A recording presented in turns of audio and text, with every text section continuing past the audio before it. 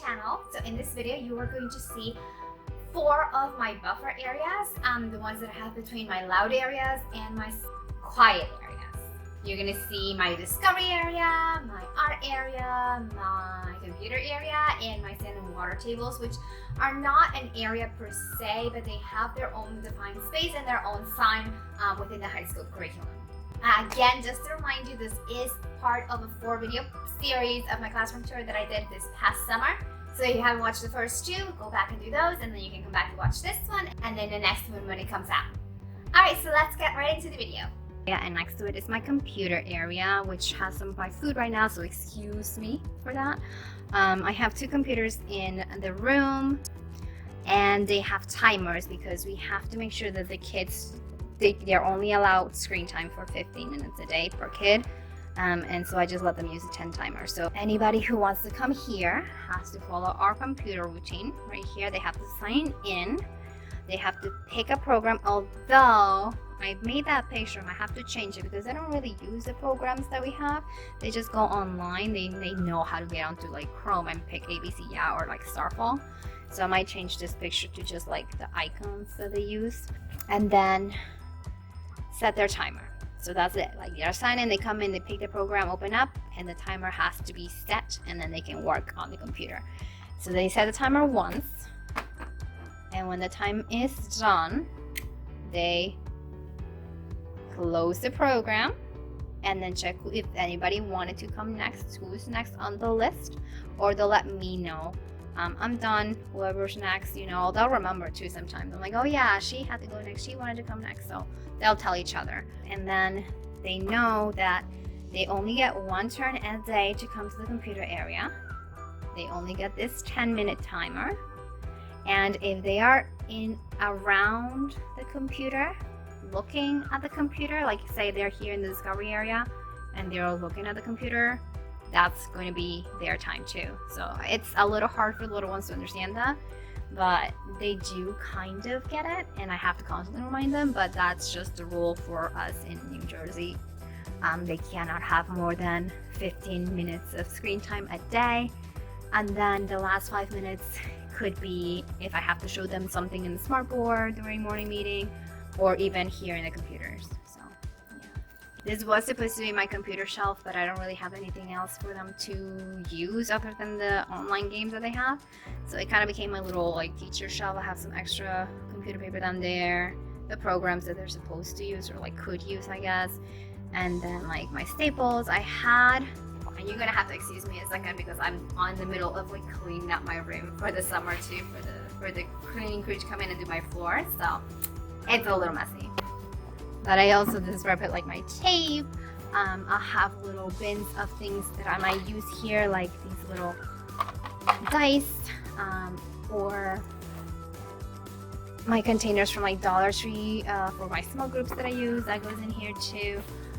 So yeah, anything teachery that I kind of need to office related goes up here. And then on top right now is just a random bag.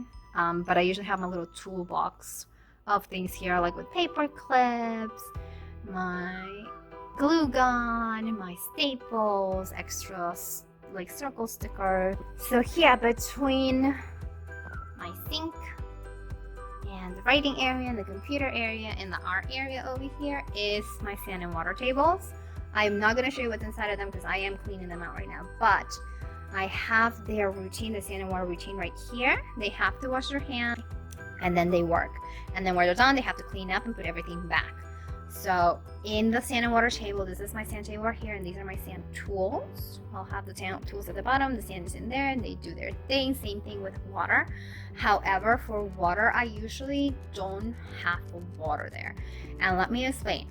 For Eckers, you're supposed to have either a sand table or a water table. You can have both if you want to, but you don't have to. So for me, it is easier to teach them, especially at the beginning of the year, how to use the sand table. It's easier to clean up afterwards. They can just sweep. And they really like just working on one, and they get to master it before I add something else.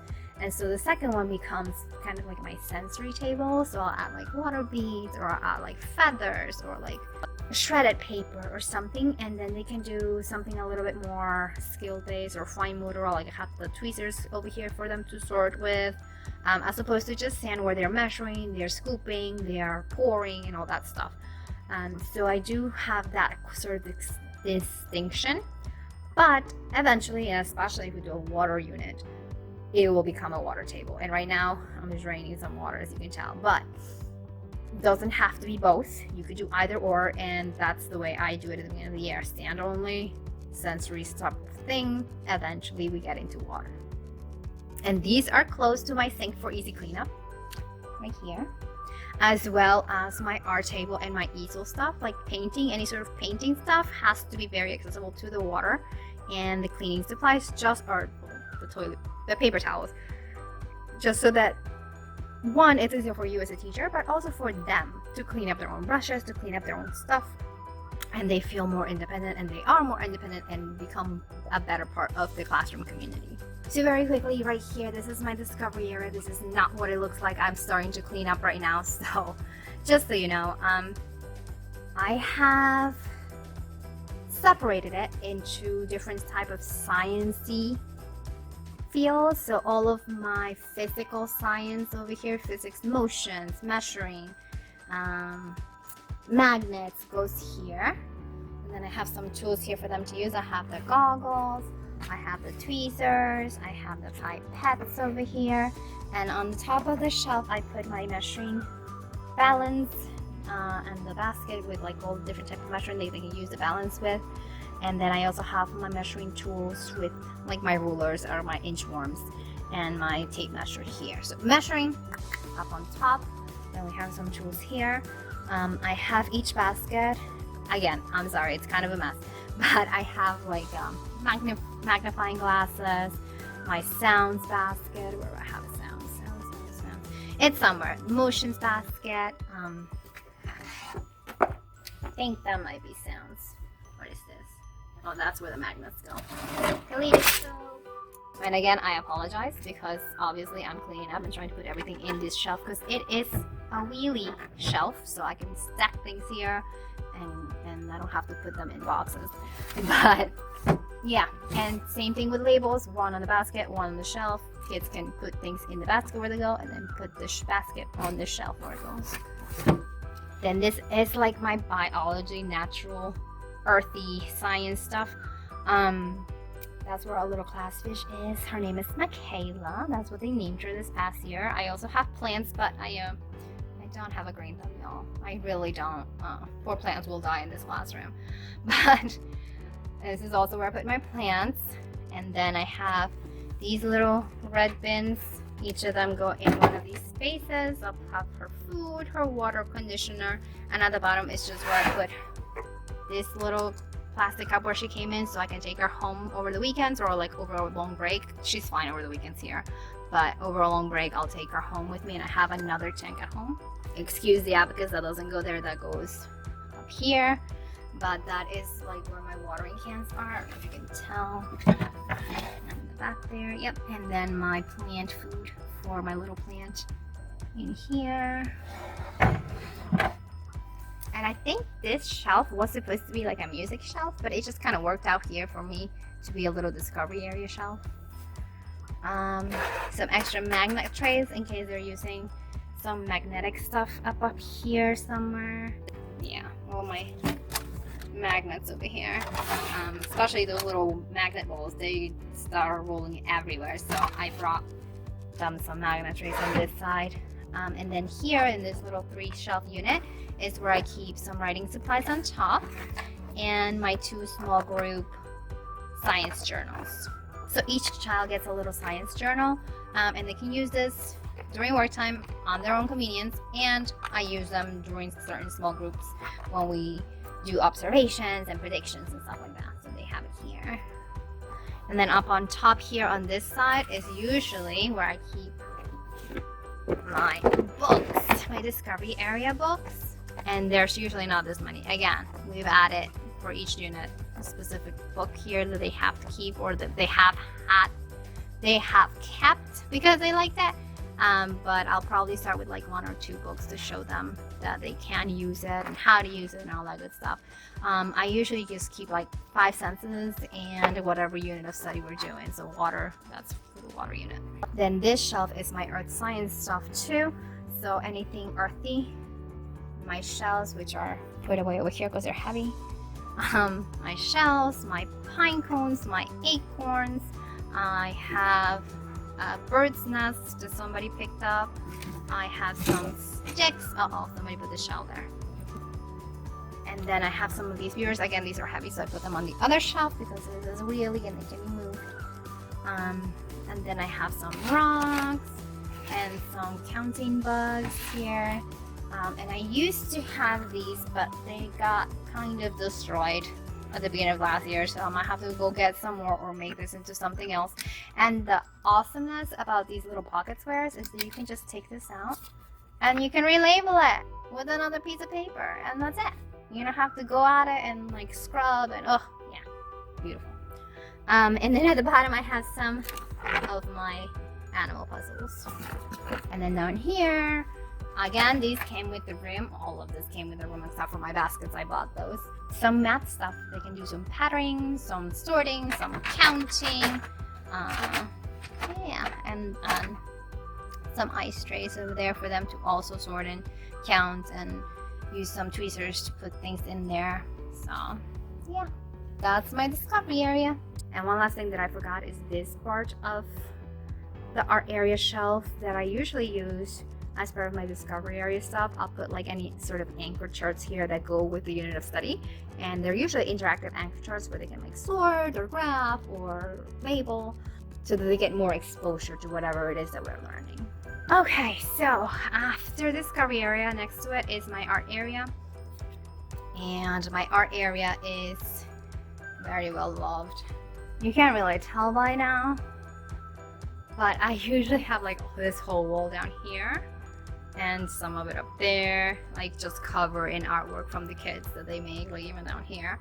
So I miss that. I miss having that this summer, but it'll get filled up again by next year. So in my art area, I have my 2 easels, and these, I don't know what kind of easels they are, but they do come off if I ever do need them to come off.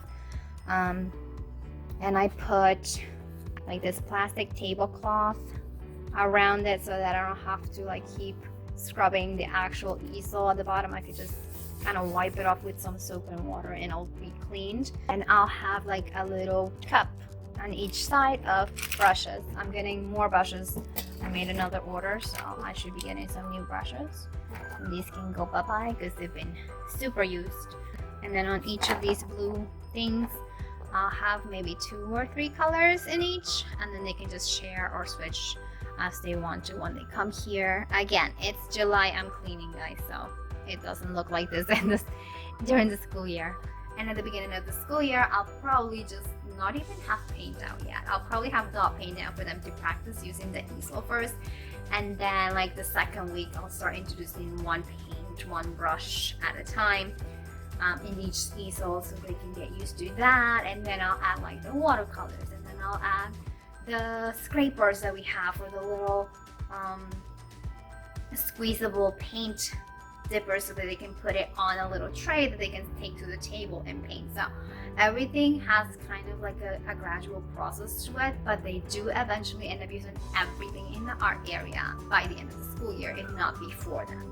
This is my little hidey spot. I'll probably put extra paints here just because I thought about putting them here, but I think I'm gonna put something else there now. So yeah, I think I'm gonna put my extra like big tubs of paint here.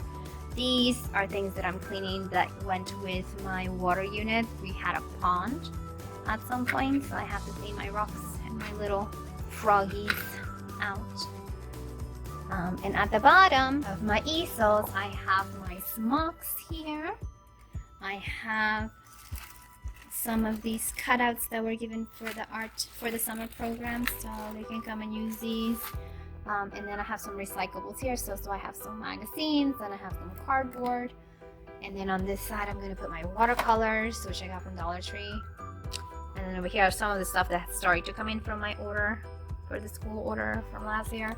So some of these little paint materials that we didn't have last year, I'm super excited to use these because these are different tools and they are chubby and small handles, so the students, if they had to, I mean, if they're not ready, they could do this and they'll still be successful, but they can also start doing this with it and making that see the web space on their hand. So I'm excited for these. And these are those squeezy bottles that I'll use to put any extra paint that they are going to use on the table and not on the easel, because what happened last year is they end up taking the cup from here to the table and then somebody needs the color here and it's just a mess. I'm gonna have a whole set of different squeezy colors for them to use on the table without bothering the people on the easel. Now here is my easel paper, and then that's my little sign for the art area, and all of this space right here where I have some animals for this unit of study in the summer, for the summer program. It's usually clean, and I usually have the student's name and picture on top, so each student has its own space around my walls for them to put either anything that they brought in from home or any sort of artwork that they've made here in school. Some of my students in the summer program were with me this past school year, so this student put his little airplane creations up on the wall already because he knew that you can do that. You can just put stuff up if you want to. And really quick, I made these on PowerPoint. I used some free clip art that I found on Google, and then I went ahead and did the 3 different languages that we have in our classroom, or like the main languages that we use in the classroom to label it. However, our district uses high scope curriculum. So for high scope curriculum, everything area-wise has to be very concrete and simple for the students to connect it and understand it and just be more successful in it altogether. So that's why our dramatic play area is not called dramatic play, it's called house area. And the picture that high scope uses for it is literally just like a little house. And the kids know that's the house area, that's it, and that's where the house area stuff goes. Like there is a bed there, there's some clothes that you can change, there's a kitchen that you can eat with, like things that you have in your house usually. So it makes sense. Same thing, block area, that's where the blocks are. Book area, that's where the books are. It's not called library. Writing area is where you're gonna go write. Computers is where the computer is. Toys is where the toys are. Sand and water. So it's very concrete, very simple. And I wasn't aware of it when I did my signs. But it just makes sense. It really does make sense. So I'm gonna be changing my signs to fit the high scope simplicity of it next school year. So that's another change that you'll see in my classroom. If you follow me on Instagram, you'll see those signs up there. And honestly, my biggest, and I think for everybody here in the high scope world, we don't have a discovery area per se, because discovery is still an abstract sort of thought. Some people have said to use the animal and plant area, so that's where the animal and the plants are. So I might use that next year. I'm not sure, because honestly, that and the art area were 2 of the areas that kids, especially my little ones, had some trouble remembering what they were called and what the things were that they used there. They were fine with house and block and book, sand and water. They knew exactly where they were. They knew exactly what happens there, but they were oh yeah, that area where the fish are. I'm discovery. And here they're what? Oh, and if you have dual language learners, it becomes a mouthful. Discovery, dramatic play, it's a lot. So I might change the wording on that for next year. I'm not really sure to what, but we'll see. I'll talk to my coach about it too. Art area, I really can't change it just because I feel it is simple, but it's not at the same time. Maybe it could be the paint area or the color area, but I don't know. I'll think about it. I'll let you know. Okay, so very quickly before I forget to show you this part of my art area. Essentially, I put together 2 shelves. This one is on wheels. Just kidding, this is not on wheels. This one is on wheels. So I'm gonna probably put a lot of stuff on this shelf to clean up and then wrap it around and put it away for the cleaning crew to come. But I wanted to make a shelf that's specifically for collage making things. and I didn't want too many out all at once, especially because I do have to have a lot of this stuff out at the beginning of the year just because I don't have enough storage space for it somewhere else. So I went ahead and got these from Dollar Tree, and like I'll put 2 of these in a bin and then I like label both sides. I still need to label probably on the side of each bin so the kids know where to put the bins per se, but they've been pretty okay with it this past year, so I'm gonna keep this system here. I have confetti, pom-poms, and I have beading stuff down here, beads and strings. I have some feathers, some shapes, some felt pieces. I actually went and got more of these so that I can stack them in here and get it all labeled. I got the pockets, like the label pockets from the Dollar Spot from Target, but the ones that go to these. So I'm going to be making labels for these this upcoming year. So far, I mean, like this past year, it wasn't that big of an issue because the kids could come in and like just see what's in each of them, but it always helps to have labels everywhere. So gonna be doing that. But for the beginning of the school year, I probably won't have it all out, I think, because I can probably stack these up and put them away for now. I'll probably have like maybe 2 of them and not as much as I have here. Like this is a lot of yarn, just so they can practice using the materials and working with them before adding more.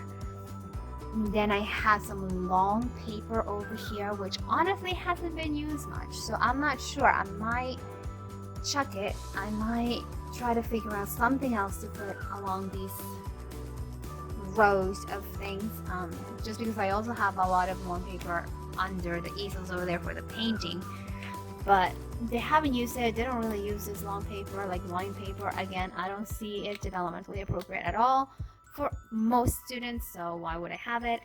It might just be also that we haven't been very art focused this past year, and I'm definitely changing that this upcoming year. So hopefully it does get used. I will update you on that. But this is where my long paper, construction paper is. And at the bottom I have my recyclables. I think it was just paper towel pieces for now. But we use them. We use all of them. So it just ends up being like a little recycling bin of everything cardboard that we can use. Next to it, I had a little bin for art books. Again, they weren't used that much. And I think, again, it's because I never really truly went into detail about how to read the books in the art area and about how to use them with the art supplies. So it didn't really get used. I also don't like that bin. It's just like one of those things that irk me. So I might get myself one more little book bin from Target or Dollar Tree, or not Dollar Tree, but either Target or Michael's to match the rest of my bins here. But I'm also thinking of making this space into like a paint storage sort of thing, or glue storage or something. I'm not sure. I got these last year too for the classroom, these little stamps that work a lot better in kinetic sand than they do in Play-Doh, but the kids use it for both, for kinetic sand and Play-Doh. So yeah, and I do have more of these baskets, so I think I'm gonna end up just switching a lot of my stuff into those types of baskets so everything is nice and uniform and peaceful looking. So yeah, on top is my big mess. It's really not that messy, but I call it my big mess. Tape, if they can rip it here, they usually get scissors. I have some stamps. I have little stamp pads here too, but I don't know what happened to them. And I'm not really sure I like this setup just because it's kind of like random in here and it kind of looks ugly. So I don't know, it might change. I do have things labeled on the actual shelf though, so they can put them where they go. So that goes here. I have some dot paint here. We're not supposed to use glitter, honestly, because it's everywhere, but kids will like it, so I do have my little salt shakers with glitter for them to use from time to time. They've been using it in the summer program. I will put it away for the beginning of the school year. This will not be out. Glues. I had glue, like a little cup, like one of those little cups with glue sticks, but these get used up so fast, super fast. So we just didn't have this, like the last one that was left from last year. But I do try to teach them how to use the glue bottles because it does work well for their fine motors to squeeze and like control how much it's coming out. But remembering to close it up is usually a problem, so I'm going to really have to teach them and have a couple of lessons on that before we start using them next year. Watercolor paints, stencils that I got for my class last time I had to make an order, popsicle sticks, and then over here I have my hole punch. Oh, that wouldn't go there. My hole punchers and my scissors. And then these were my glue pads, and I thought I was clever getting these sandwich containers from Dollar Tree, and I would have the students, use their fine motors to open and close them.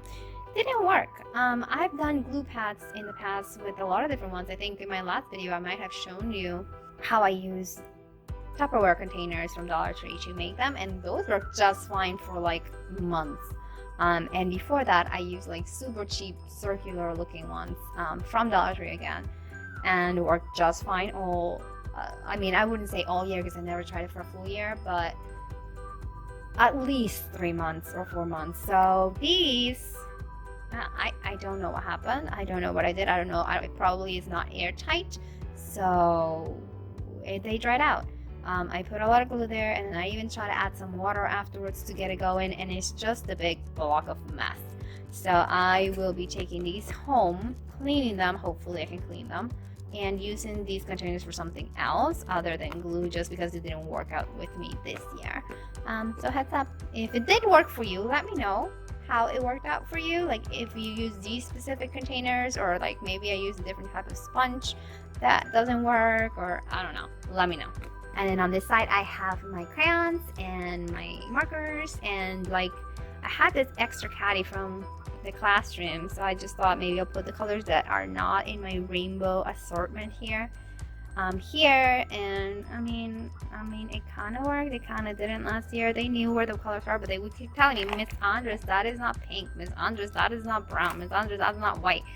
So either I might get some cups that match it, or maybe I'll make labels for these cups so that they know where the crayons go. Yeah. And then on this side at the bottom is where my other stash of construction paper and regular paper is. Kids come here and use this a lot. So that's why it's messy right now. It happens. And usually at the beginning of the year I do have just like the main 6 rainbow colors, plus black, brown, and pink and white, so they can start knowing their colors, recognizing their colors or whatnot. But at the end of the year, this is what it looks like, so it is what it is. Again, this is something that is practiced at the beginning of the year. This is something that gets used a lot at the beginning of the year. How to take it, how to put it away, how to put extras. And actually, this little basket right here used to be like my scrap paper basket, but it got super messy last year. So I might make another paper basket down here to make it into the scraps basket, even though I do have tissue paper here. So, oh, just kidding. These are extra shapes and things to use for Play-Doh and stuff. This might have to go on the other side. So I'll have my scrap paper here, and then I have tissue paper here too. This is a lot of tissue paper. I didn't realize how much tissue paper it was and how little that they actually use throughout the year. So this is probably going to get cleaned up at some point, and I'll use less tissue paper and maybe make them into like squares of tissue paper, because they don't really use big long strips much. So yeah, tissue paper. Again, I tried to label everything beginning of last school year, but I never got around to everything. I'm hoping this year I will, because most of it is done, most of it is cleaned and set up, so I just need to go in and just stick some labels on my bins. And then this side of the shelf, the bottom part, it's Play-Doh stuff. So I put Play-Doh on one side, rollies on the other, cookie cutters. I think I divided them into like the little cookie cutters and the bigger shape size cookie cutters, which I am going to have to relabel, because this was definitely not like this at the beginning of school last year. I did not have enough Play-Doh. I did not have enough materials to go with the Play-Doh. So it's been growing throughout the year. And I do have Play-Doh that is from Dollar Tree. Like I went on my own and had it because we just didn't get enough Play-Doh in the classroom. I have way more Play-Doh now than I did before because I did order it, so I have it now. But this is what I used to do, which is go to Dollar Tree and get these Play-Dohs, and they were empty by the end of the last year. So what I did is just emptied any dry Play-Doh that we had from last year and put the new fresh Play-Doh in here. Like I just took a little ball in my hand of the big container of Play-Doh that I have and stuck them in these to match the color. And then I have these containers from Dollar Tree as well, where I put some extra colors that I didn't have tops for, so they can go in and kind of look at them and see what color it is, and get them and screw and unscrew the lids and get that going for their little fine motor as well. And then I don't know where else to put these, but I have the Playdough Mats from Pocket of Preschool, and I made my own sometimes for each of my units of study, so I'll just kind of stick them on the side here so they can grab them if they want to work with those. But yeah, these trays we use all the time, every day. And I don't have them all here. I have a full set of 15, and I bought more from Target, I think. Once they actually match the color sets, they match like the green and blue, just because I am that anal. But the classroom came with these, so I just used these last year. And each student gets one, usually for small groups. They'll get a little container, their own little container from Dollar Tree like this with the materials they're going to use for their small group. Every kid needs to have their own material. Every kid needs to be actively engaged in the small group that we do. I can't have them wait for a turn. That is not appropriate or part of our curriculum. High scope is kind of intense though. Like, it has to be active learning all day, every day. So even in small groups, every child has to have choice. Every child has to have their own materials and manipulatives, and they should be able to use language throughout the whole time. Sorry about that, my principal just walked in. Anyway, that is pretty much how we do small groups. And I make sure that everybody has a tray and they all have their materials ready, prepped and ready to go. So everything just kind of goes by smoothly. And then during work time, they're free to come over here and grab a tray if they want to work on something on their own. And because we use them every day, they know exactly where the trays are. They'll help me put them away after small groups too, and or after work time, so it works out. Alright, that is it for this video. I only have one more area left to show you, the next one, and just a couple things around the classroom. So if you liked this video and found it helpful, don't forget to subscribe, like it, comment, let me know what you're thinking, and I will see you guys in the next video. Bye!